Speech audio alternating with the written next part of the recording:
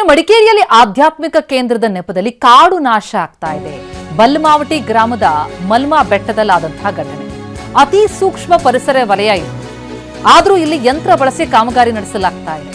JCB, ಹಿಟಾಚಿಗಳನ್ನು ಬಳಸಿ ಬೃಹತ್ ಕಾಮಗಾರಿಗೆ ಮುಂದಾಗಿದ್ದು ಖಾಸಗಿ ಅರಣ್ಯದಲ್ಲಿ ಬೆಟ್ಟ ಅಗೆದು ಕಾಮಗಾರಿ ಮಾಡಲಾಗ್ತಾ ಇದೆ. ಬೃಹತ್ ಕೆರೆ ನಿರ್ಮಾಣ ಮಾಡ್ತೀವಿ ಅಂತ ಹೇಳಿ ಮರಗಳನ್ನು ನಾಶ ಮಾಡ್ತಾ ಇದ್ದಾರೆ. ದಟ್ಟಾರಣ್ಯದಲ್ಲಿ 10 ಕಿಲೋಮೀಟರ್ ಅಕ್ರಮ ರಸ್ತೆ ನಿರ್ಮಾಣ ಆಗ್ತಾ ಇತ್ತು. ಆ ರಸ್ತೆ ನಿರ್ಮಾಣಕ್ಕಾಗಿ 100 ಮರಗಳಿಗೆ ಕೊಡಲಿಯಿದೆ. ಕಾಡಾನೆಗಳ ಆವಾಸ ಸ್ಥಾನ ಇದು ಮಲ್ಮಾ ಬೆಟ್ಟ. 3 ಗ್ರಾಮಗಳ ದೈವ ನೆಲೆ ಕೂಡ ಹೌದು. 72 ಎಕರೆ ಖಾಸಗಿ ಅರಣ್ಯ ಇದೆ. ಆದರೆ ಇಲ್ಲಿ ಅಕ್ರಮ ವಾಣಿಜ್ಯ ಚಟುವಟಿಕೆ, ಯಾವುದೇ ಇಲಾಖೆಯ ಅನುಮತಿ ಪಡೆಯದೆ ಕಾಮಗಾರಿ ನಡೀತಾ ಇದ್ದು, ಇದರ ವಿರುದ್ಧ ಈಗ ಕೊಡಗು ಜಿಲ್ಲೆಯಾದ್ಯಂತ ಆಕ್ರೋಶ ವ್ಯಕ್ತವಾಗ್ತಾ ಇದೆ.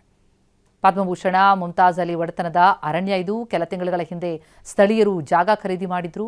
ಅರಣ್ಯದಲ್ಲಿ ಆಧ್ಯಾತ್ಮಿಕ ಧ್ಯಾನ ಕೇಂದ್ರ ನಿರ್ಮಾಣ ಮಾಡುವಂತಹ ಯೋಜನೆ ಆಯಿತು. ಆದರೆ ಆ ಯೋಜನೆಯ ನೆಪದಲ್ಲಿ 10 ಮರಗಳಿಗೆ ಕೊಡಲಿಯೇಟು, ಪರಿಸರ ನಾಶ. ಇಷ್ಟಾಗಿಯೂ ಕೂಡ ಅರಣ್ಯ ಇಲಾಖೆ, ಗಣಿ ಮತ್ತು ಭೂವಿಜ್ಞಾನ ಇಲಾಖೆ, ಕಂದಾಯ ಇಲಾಖೆ ಎಲ್ಲ ಕಣ್ಮುಚ್ಚಿ ಕುಳಿತಿದೆ ಅಂತ ಸ್ಥಳೀಯರ ಆಕ್ರೋಶ ವ್ಯಕ್ತಪಡಿಸ್ತಾ ಇದ್ದಾರೆ. ನಮ್ಮ ಪ್ರತಿನಿಧಿ ಗೋಪಾಲ್ ಸೋಮಯ್ಯ ಪ್ರತ್ಯಕ್ಷ ವರದಿ ಕೊಟ್ಟಿದ್ದಾರೆ, ನೋಡೋಣ ಬನ್ನಿ. ಕೊಡಗು ಜಿಲ್ಲೆಯ ಅತಿ ಸೂಕ್ಷ್ಮ ಪರಿಸರ ವಲಯವನ್ನು, ಅರಣ್ಯ ಸಂಪತ್ತನ್ನು, ಬೆಟ್ಟಗಳನ್ನು ಬಗೆದು ಯಾವುದೇ ವಾಣಿಜ್ಯ ಚಟುವಟಿಕೆಗಳನ್ನು ಮಾಡಬಾರ್ದು ಎಂಬ ವಿಜ್ಞಾನಿಗಳ ಸ್ಪಷ್ಟ ನಿರ್ದೇಶನ, ಮಾರ್ಗದರ್ಶನ ಇದ್ದರೂ ಕೂಡ ಇಂತಹ ಅವಾಂತರಗಳು ಪದೇ ಪದೇ ಕೊಡಗು ಜಿಲ್ಲೆಯಲ್ಲಿ ನಡೀತಾ ಇರುವಂಥದ್ದು. ಅಂತಹ ಒಂದು ವಾಣಿಜ್ಯ ಚಟುವಟಿಕೆ ನಡೀತಾ ಇರುವಂತಹ ಸ್ಥಳಕ್ಕೆ ನಾನಿವತ್ತು ಬಂದಿದ್ದೇನೆ. ಇದು ಕೊಡಗು ಜಿಲ್ಲೆ ಮಡಿಕೇರಿ ತಾಲೂಕಿನ ಬಲ್ಲಮಾವಟಿ, ನೆಲಜಿ, ಪೇರೂರು ಗ್ರಾಮ ವ್ಯಾಪ್ತಿಯಲ್ಲಿ ಬರುವಂತಹ ಒಂದು ಬೆಟ್ಟ ಪ್ರದೇಶ. ಈ ಬೆಟ್ಟವನ್ನು ಕೊಡಗಿನಲ್ಲಿ ಮಲ್ಮಾ ಬೆಟ್ಟ ಅಂತ ಕರೀತಾರೆ. ಈ ಮಲ್ಮಾ ಬೆಟ್ಟ ಯಾಕೆ ಪ್ರಸಿದ್ಧಿ ಅಂತಂದರೆ, ಕೊಡಗಿನ ಕುಲದೇವರು ಇಗ್ಗುತಪ್ಪ ದೇವಸ್ಥಾನದ ದೈವನೆಲೆ ಇರುವಂತಹ ಒಂದು ಬೆಟ್ಟ ಪ್ರದೇಶ. ಆ ಬೆಟ್ಟವನ್ನು ಕೂಡ ನಾವಿಲ್ಲಿ ನೋಡ್ತಾ ಇದ್ದೇವೆ. ಈ ಬೆಟ್ಟ ಖಾಸಗಿ ಪ್ರದೇಶ, ಅಂದರೆ ಖಾಸಗಿ ವ್ಯಕ್ತಿಯೊಬ್ಬರಿಗೆ ಸೇರಿದಂತಹ ಈ ಅರಣ್ಯವನ್ನು ಇತ್ತೀಚೆಗೆ ಕೆಲ ವರ್ಷಗಳ ಹಿಂದೆ ಶ್ರೀ ಎಂಬ ಒಂದು ಧಾರ್ಮಿಕ ಗುರೂಜಿ ಏನಿದ್ದಾರೆ ಅವರಿಗೆ ಇದನ್ನು ಮಾರಾಟ ಮಾಡಲಾಗುತ್ತೆ. ಸುಮಾರು 72 ಎಕರೆ ಜಾಗವನ್ನು ಈ ಬಲ್ಲಮಾವಟಿ ಗ್ರಾಮದಲ್ಲಿ ಶ್ರೀ ಅಂದರೆ ಈ ಅಬುಬಕ್ಕರ್ ಎಂಬಂತಹ ಏನು ಈ ಧಾರ್ಮಿಕ ಗುರು ಇದ್ದಾರೆ ಅವರು ಬಂದು ಇದನ್ನು ಖರೀದಿ ಮಾಡ್ತಾರೆ. ಖರೀದಿ ಮಾಡಿದ ಬಳಿಕ ಅವರು ಇಲ್ಲಿ ಕೃಷಿ ಚಟುವಟಿಕೆಯನ್ನಷ್ಟೇ ಮಾಡಬೇಕಾಗಿತ್ತು. ಆದರೆ ಅವರು ಇಲ್ಲಿ ಬೃಹತ್ ಹಿತಾಚಿ ಜೆಸಿಬಿಗಳನ್ನು ತಂದು ಈ ನಿತ್ಯ ಹರಿದೋರಣ ಕಾಡು ಏನಿದೆ ಅದನ್ನು ಸಂಪೂರ್ಣವಾಗಿ ಬಗೆದು ಈ ಥರ ಸುಮಾರು 20 ಅಡಿ ಅಗಲದ ಸುಮಾರು 8 ರಿಂದ 10 ಕಿಲೋಮೀಟರ್ ರಸ್ತೆಯನ್ನು ಕೂಡ ಇಲ್ಲಿ ಮಾಡಿದ್ದಾರೆ. ಇದು ಯಾವುದಕ್ಕೂ ಕೂಡ ಯಾವುದೇ ಅನುಮತಿ ಇಲ್ಲ. ಈ ರಸ್ತೆಯನ್ನು ಮಾಡಬೇಕಾದರೆ ಈ ರಸ್ತೆಯಲ್ಲಿ ಬರುವಂತಹ 100,000 ಮರಗಳನ್ನು ಕೂಡ ಯಾವುದೇ ಅನುಮತಿ ಪಡೆಯದೆ ಇಲ್ಲಿ ನಾಶ ಮಾಡಿರುವಂಥದ್ದು. ಇಲ್ಲಿ ಮರಗಳನ್ನು ಕೂಡ ಇದನ್ನು ನಂದಿ ಮರ ಅಂತೀವಿ ಏನೋ ಗೊತ್ತಿಲ್ಲ, ಬೃಹತ್ 100 ವರ್ಷಗಳಷ್ಟು ಹಳೆಯದಾದ ಮರಗಳನ್ನು ಕೂಡ ನಾವು ನೋಡ್ತಾ ಇದ್ದೇವೆ. ಇಂತಹ 100 ಮರಗಳನ್ನು ಇಲ್ಲಿ ಕಡಿದು ಸಂಪೂರ್ಣವಾಗಿ ನಾಶ ಮಾಡಿದ್ದಾರೆ. ಇನ್ನು ಸ್ವಲ್ಪ ಈ ಕಡೆ ಬರೋದಾದರೆ ನಾವು ಇಲ್ಲೊಂದು ಬೃಹತ್ ಕೆರೆಯನ್ನು ಮಾಡಿರೋದನ್ನು ನಾವು ನೋಡ್ಬೋದು. ಕೊಡಗಿನಲ್ಲಿ ಎಲ್ಲೂ ಕೂಡ ಇಷ್ಟೊಂದು ಆಳ, ಇಷ್ಟೊಂದು ಅಗಲವಾದ ಕೆರೆಯನ್ನು ಕೃಷಿ ಉದ್ದೇಶಕ್ಕಂತೂ ಖಂಡಿತವಾಗಲೂ ಎಲ್ಲೂ ಕೂಡ ಮಾಡೋದಿಲ್ಲ. ಒಂದು 5 ರಿಂದ 10 ಅಡಿ ಅಷ್ಟೇ ಆಳದ ಕೆರೆಗಳನ್ನು ಮಾಡ್ತಾರೆ. ಇಂತಹ ಒಂದು ಬೆಟ್ಟದ ತಪ್ಪಲಿನಲ್ಲಿ ಅವೈಜ್ಞಾನಿಕವಾದ ಕೆರೆಯನ್ನು ಇಲ್ಲಿ ಯಾಕೆ ನಿರ್ಮಾಣ ಮಾಡಿದ್ದಾರೆ ಅನ್ನೋದು ಬಹುದೊಡ್ಡ ಪ್ರಶ್ನೆ.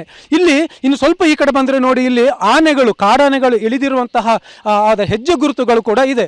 ಈ ಮಲ್ಮಾ ಬೆಟ್ಟ ಪ್ರದೇಶ ಏನಿದೆ ಇದು ಪಶ್ಚಿಮ ಘಟ್ಟದಲ್ಲಿ ದುರ್ಗಮ ಅರಣ್ಯ ಪ್ರದೇಶದಲ್ಲಿ ಬರುವಂತಹ ಬೆಟ್ಟ. ಈ ಬೆಟ್ಟ ಇರುವಂಥದ್ದೇ ಒಂದು ದುರ್ಗಮ ಅರಣ್ಯ ಪ್ರದೇಶದಲ್ಲಿ. ಇಲ್ಲಿ ಆನೆ ಕಾರಿಡಾರ್ ಕೂಡ ಇದೆ, ಆನೆ ಪಥ ಕೂಡ ಇದೆ. 100 ಆನೆಗಳು ಈ ಅರಣ್ಯ ಪ್ರದೇಶದಲ್ಲಿ ತಮ್ಮ ಒಂದು ವಾಸಸ್ಥಾನವನ್ನು ಕೂಡ ಮಾಡಿಕೊಂಡಿದೆ. ಈ ನಿನ್ನೆ ಸಂಜೆಯಷ್ಟು ಬಂದಂತಹ ಆನೆಗಳು ಇಲ್ಲಿ ಕೆರೆಗೆ ನೀರು ಕುಡಿಲಿಕ್ಕೆ ಇಳಿದಿರೋದನ್ನು ಕೂಡ ನಾವು ಇಲ್ಲಿ ನೋಡ್ತಾ ಇದ್ದೇವೆ. ಇಲ್ಲಿ ಒಂದು ಗಮನಿಸಬೇಕು, ಇಷ್ಟೊಂದು ದೊಡ್ಡ ಮಟ್ಟದಲ್ಲ 72 ಎಕರೆ ಜಾಗದಲ್ಲಿ ಇಷ್ಟೆಲ್ಲ ಕಾಮಗಾರಿಗಳನ್ನು ಮಾಡಲಿಕ್ಕೆ ವಿವಿಧ ಇಲಾಖೆಗಳ ಅನುಮತಿಯನ್ನು ಪಡ್ಕೋಬೇಕಾಗತ್ತೆ. ಮೊದಲನೇದಾಗಿ ಕನ್ವರ್ಷನ್ ಅಂದರೆ ಭೂ ಪರಿವರ್ತನೆಯನ್ನು ಮಾಡಿಸ್ಕೋಬೇಕಾಗತ್ತೆ. ಆದರೆ ಭೂ ಪರಿವರ್ತನೆ ಮಾಡೋದು ಹೋಗಲಿ, ಭೂ ಪರಿವರ್ತನೆ ಮಾಡಿಕೊಡಿ ಅಂತ ಒಂದು ಅಪ್ಲಿಕೇಶನ್ ಕೂಡ ಸ್ಥಳೀಯ ಪಂಚಾಯತಿಗಾಗಲಿ ಜಿಲ್ಲಾಡಳಿತ ಕಚೇರಿಗಾಗಲಿ ಬಂದಿಲ್ಲ. ಒಂದು. ಎರಡನೆಯದು, ಇಲ್ಲಿ ಸುಮಾರು 100 ಮರಗಳ ಹನನ ಆಗಿದೆ. ಒಂದೇ ಒಂದು ಮರವನ್ನು ಕಡಿಬೇಕಾದರೂ ಅರಣ್ಯ ಇಲಾಖೆಯ ಅನುಮತಿ ಬೇಕಾಗುತ್ತೆ. ಆದರೆ ವಿಚಿತ್ರ ಅಂದರೆ ಅರಣ್ಯ ಇಲಾಖೆಗೆ ಇಷ್ಟೆಲ್ಲ ಮರಗಳ ನಾಶ ಆಗಿದ್ರು ಅದಕ್ಕೆ ಮಾಹಿತಿನೇ ಇಲ್ಲ. ಮೂರನೇ ಅಂಶ ಏನಂತಂದರೆ, ಈ ಥರ ಬೆಟ್ಟ ಗುಡ್ಡಗಳನ್ನು ಬಗೆಬೇಕಾದ್ರೆ ಗಣಿ ಮತ್ತು ಭೂವಿಜ್ಞಾನ ಇಲಾಖೆಯ ಅನುಮತಿಗಳು ಬೇಕಾಗುತ್ತೆ. ಅವರು ಬಂದು ಇಲ್ಲಿ ಅಧ್ಯಯನ ಮಾಡಬೇಕಾಗುತ್ತೆ. ಇಲ್ಲಿ ಈ ಥರ ಕೆರೆಗಳನ್ನು ನಿರ್ಮಾಣ ಮಾಡಲಿಕ್ಕೆ ಅವಕಾಶ ಇದೆ ಅನ್ನೋದನ್ನು ಅವರು NOCಗಳನ್ನು ಕೊಡಬೇಕಾಗತ್ತೆ. ಆದರೆ ಇಲ್ಲಿ ಗಣಿ ಮತ್ತು ಭೂವಿಜ್ಞಾನ ಇಲಾಖೆ ಅಧಿಕಾರಿಗಳಿಗೂ ಕೂಡ ಇತ್ತೀಚೆಗಷ್ಟೇ ಮಾಹಿತಿ ಸಿಕ್ಕಿದೆ. ಇತ್ತೀಚೆಗಷ್ಟೇ ಅವರು ಇನ್ನು ವಿಸಿಟ್ ಮಾಡಿದಾರೆ ಅನ್ನೋದು ಕೂಡ ಗೊತ್ತಿಲ್ಲ. ಒಟ್ಟಾರೆ ಇಲ್ಲಿ ಏನಂತಂದರೆ, ಈ ನೆಲಜಿ, ಪೇರೂರು, ಬಲ್ಲಮಾವಟಿ ಈ ಗ್ರಾಮ ವ್ಯಾಪ್ತಿಯಲ್ಲಿ ಬರುವಂತಹ ಮಲ್ಮಾ ಬೆಟ್ಟದ ಮೇಲೆ ಘನಘೋರ ಒಂದು ಅತ್ಯಾಚಾರ ಆಗಿರುವಂಥದ್ದು. 100 ಮರಗಳು ಮರಗಳು ನಾಶ ಆಗಿರುವಂಥದ್ದು, ಇಲ್ಲಿ ಅವಿಜ್ಞಾನಿಕವಾಗಿ ಬೆಟ್ಟವನ್ನು ಬಗೆದಿರುವಂಥದ್ದು ಇಲ್ಲಿ ಕಂಡು ಬರ್ತಾ ಇದೆ. ಇನ್ನು ಈ ವಿಚಾರದಲ್ಲಿ ಈಗಾಗಲೇ ಇಡೀ ಕೊಡಗು ಜಿಲ್ಲೆಯ ಜನತೆ ಒಂದಾಗಿದೆ. ಮಲ್ಮ ಬೆಟ್ಟವನ್ನು ಉಳಿಸ್ಕೊಡಿ ಅಂತ ಒಂದು ಅಭಿಯಾನವನ್ನು ಕೂಡ ಶುರು ಮಾಡಿದ್ದಾರೆ. ಮತ್ತು ಇಲ್ಲಿ ನೂರಾರು ಗ್ರಾಮಸ್ಥರು ಕೂಡ ಬಂದು ಈ ಸ್ಥಳಕ್ಕೆ ಬಂದು ಒಂದು ತಮ್ಮ ಪ್ರತಿಭಟನೆಯನ್ನು ಕೂಡ ಮಾಡ್ತಾ ಇದ್ದಾರೆ. ಮುಂದಿನ ದಿನಗಳಲ್ಲಿ ಇದನ್ನು ಎಲ್ಲ ಶಾಸಕರು, MP ಅಥವಾ ಯಾರ್ಯಾರು ಜನಪ್ರತಿನಿಧಿಗಳಿದ್ದಾರೆ, ಜಿಲ್ಲಾಧಿಕಾರಿ ಇದ್ದಾರೆ, ಅವರಿಗೆಲ್ಲರೂ ಕೂಡ ಮನವಿಯನ್ನು ಪತ್ರ ಕೊಟ್ಟು ನಮ್ಮ ಈ ದೈವ ನೆಲೆಯಲ್ಲಿ ಈ ಥರ ಯಾವುದೇ ವಾಣಿಜ್ಯ ಚಟುವಟಿಕೆಗಳಿಗೆ ಅವಕಾಶ ಕೊಡಬೇಡಿ ಅನ್ನೋ ಒಂದು ಬೃಹತ್ ಪ್ರತಿಭಟನೆಯನ್ನು ಕೂಡ ಮಾಡಲಿಕ್ಕೆ ಒಂದು ತಯಾರಾಗಿದ್ದಾರೆ. ಆದರೆ ಇಲ್ಲಿ ವಿಚಿತ್ರ ಏನಂತಂದರೆ, ಇಷ್ಟೆಲ್ಲ ಅನಾಚಾರ ಆದಮೇಲೆ ಜನರು ಎಚ್ಚೆತ್ಕೋತಿದ್ದಾರೆ. ಯಾಕಂತಂದರೆ ಇದು ತುಂಬ ದುರ್ಗಮವಾದ ಪ್ರದೇಶ, ಅವರ ಗಮನಕ್ಕೆ ಬಂದಿಲ್ಲ, ತಡವಾಗಿ ಆದರೂ ಎಚ್ಚೆತ್ಕೊಂಡಿದ್ದಾರೆ. ಇನ್ನಾದರೂ ಜಿಲ್ಲಾಡಳಿತ, ಜನಪ್ರತಿನಿಧಿಗಳು, ಸರ್ಕಾರ ಅಂತ ಏನಿದೆ ವ್ಯವಸ್ಥೆ, ಖಂಡಿತವಾಗಿಯೂ ಇಂತಹ ಅನಾಚಾರಗಳಿಗೆ ಇಲ್ಲಿ ಅವಕಾಶ ಕೊಡಬಾರ್ದು, ಅದನ್ನು ನಿಲ್ಲಿಸಬೇಕು. ನಮ್ಮ ಅರಣ್ಯವಾಗಿ ಉಳಿಸ್ಕೊಳ್ಳೋಕ್ಕೆ ಅವಕಾಶ ಕೊಡಿ ಅನ್ನೋದು ಈ ಗ್ರಾಮಸ್ಥರ ಒಂದು ಬೇಡಿಕೆ. ಇದು ಸರ್ಕಾರಕ್ಕೆ ಕೇಳುತ್ತಾ ಅನ್ನೋದನ್ನು ನಾವು ಕಾದು ನೋಡಬೇಕಾಗುತ್ತೆ. ಕ್ಯಾಮರಾಮನ್ ನವೀನ್ ಜೊತೆ ಗೋಪಾಲ್ ಸೋಮಯ್ಯ, TV9 ಕೊಡಗು.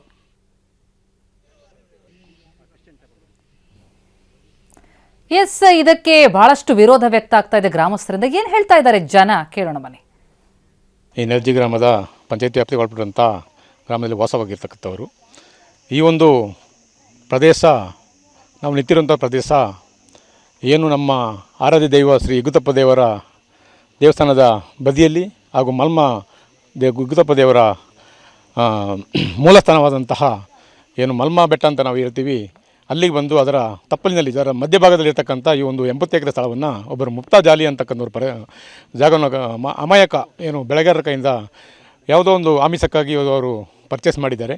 ಇದು ಆನೆಗಳ ಆವಾಸ ಸ್ಥಾನ, ಹುಲಿ ಮತ್ತು ಸಿಂಹಗಳು ಇರ್ತಕ್ಕಂಥ ಒಂದು ಕಾರಿಡಾರ್ ಇದು. ಇಲ್ಲಿ ನಮ್ಮ ಜನರು ಯಾವತ್ತೂ ಈ ಕಡೆಗೆ ಪ್ರವೇಶಿಸಿರುವುದಿಲ್ಲ. ಯಾಕೆಂದರೆ ಇದು ದೈವದ ಒಂದು ಸ್ಥಾನ ಆಗಿರೋದ್ರಿಂದ ಇಲ್ಲಿಗೆ ಜನರು ಬರೋದಿಲ್ಲ.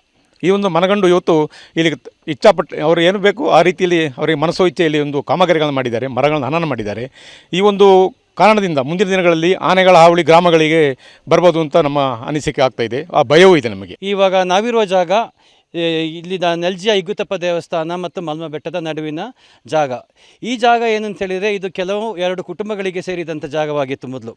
ಅದನ್ನು ಹೊರಗಿನಿಂದ ಬಂದ ವ್ಯಕ್ತಿಯೊಬ್ಬರು ಖರೀದಿ ಮಾಡಿದ್ದಾರೆ ಅಂಥೇಳಿ ನಮಗೆ ವಿಷಯ ಸಿಕ್ಕಿತು. ಇಲ್ಲಿ ಬಂದು ನೋಡಿದಾಗ ಇಲ್ಲಿ ಏನಾಗಿದೆ ಅಂತ ಹೇಳಿದರೆ, ಹೊರಗಿನಿಂದ ಬಂದ ವ್ಯಕ್ತಿ ಇಲ್ಲಿ ಪ್ರಕೃತಿಯ ಮೇಲೆ ಭಾರಿ ವಿಶೇಷವಾಗಿ ಇಲ್ಲಿಯ ಸುತ್ತಮುತ್ತಲಿನ ಜಾಗ, ಇಲ್ಲಿ ಯಾವ ಒಂದು ವಾತಾವರಣವಿತ್ತು, ಯಾವ ಒಂದು ಕಾಡಿನ ಒಂದು ಜಾಗ ಇತ್ತು, ಇದನ್ನು ಅವರು ತುಂಬ ಕಾಡನ್ನೆಲ್ಲ ಕಡಿದು ಇಲ್ಲಿ ಅವರು ಏನೋ ಒಂದು ರೆಸಾರ್ಟ್ ಅಥವಾ ಒಂದು ಧ್ಯಾನ ಕೇಂದ್ರ ಮಾಡ್ತಾ ಇದ್ದೀನಿ, ನಾನು ಗೋಶಾಲೆ ಮಾಡ್ತಾ ಇದ್ದೀನಿ ಅಂತ ಹೇಳ್ತಾ ಇದ್ದಾರೆ. ಆದರೆ ಅದರಲ್ಲಿ ಏನು ಅಂತ ಹೇಳಿದರೆ, ಇಲ್ಲಿ ಈ ಜಾಗದಲ್ಲಿ ಆಗಿರುವಂತಹ ಈ ವಿಷಯವನ್ನು, ಈ ಜಾಗವನ್ನು ಬಂದು ನೋಡಿದರೆ, ಇಲ್ಲಿ ಅರಣ್ಯ ಇಲಾಖೆ ಸಂಬಂಧಪಟ್ಟ ಅಧಿಕಾರಿಗಳು ಮತ್ತು ಬೇರೆ ಎಲ್ಲ ಇಲಾಖೆಯವರು ಇಲ್ಲಿ ಇಷ್ಟೊಂದು ಅನಾಚಾರಗಳಾಗಿದ್ದರು, ಇಲ್ಲಿ ಇಷ್ಟೊಂದು ಮರಗಿಡಗಳ ಹನನವಾಗಿದೆ, ಅರಣ್ಯ ನಾಶ ಆಗಿದೆ, ಇಷ್ಟೆಲ್ಲ ಆದರೂ ಸಮೇತ ಅವರು ಇಲ್ಲಿ ತನಕ ಇದರ ಬಗ್ಗೆ ಏನು ಕಾನೂನು ಕ್ರಮ ಕೈಗೊಂಡಿಲ್ಲ. ಏತಕ್ಕಾಗಿ ಕೈಗೊಂಡಿಲ್ಲ ಅಂತ ನಾವು ಇವತ್ತು ನಿಮ್ಮ ಈ TV ಚಾನಲ್ ಮುಖಾಂತರ ನಾವು ಅವ್ರನ್ನ ಕೇಳ್ತಾ ಇದ್ದೀವಿ. ಇಲ್ಲಿಗೆ ಬರುವ ದಾರಿಯಲ್ಲಿ ನಾವು ನೋಡುವಾಗ 2-3 JCB ನಿಂತಿದೆ. ಅವರು ಪರ್ಮಿಷನ್ ಇಲ್ಲದೆ, ಯಾವುದೇ ಒಂದು ಅಪ್ಲಿಕೇಶನ್ ಕೊಡದೆ ಅವರು ಇಷ್ಟೊಂದು ಕೆಲಸ ಮಾಡಲಿಕ್ಕೆ ಸಾಧ್ಯ ಇಲ್ಲ.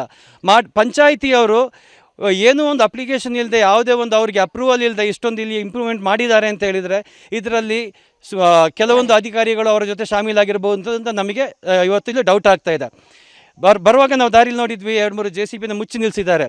ಇಲ್ಲಿ ಇಷ್ಟೊಂದು ಕೆಲಸ ಆಗಲಿಕ್ಕೆ ಯಾವುದೇ ಡಿಪಾರ್ಟ್ಮೆಂಟಿಂದ ಅವರು ಪರ್ಮಿಷನ್ ತಗೊಂಡಿಲ್ಲ ಅಂತ ಆದರೆ, ಆ ಎಕ್ವಿಪ್ಮೆಂಟ್ಸ್ಗಳು ಇನ್ನೂ ಅಲ್ಲೇ ಏಕಿದೆ. ಅದನ್ನ ಗೌರ್ಮೆಂಟ್ ಬಂದು ಅಥವಾ ಸಂಬಂಧಪಟ್ಟ ಇಲಾಖೆಯವರು, ಸಂಬಂಧಪಟ್ಟ ಅಧಿಕಾರಿಗಳನ್ನ ಕನ್ಫಸ್ಕೇಟ್ ಮಾಡ್ಕೊಳ್ಬೋದಿತ್ತಲ್ಲ.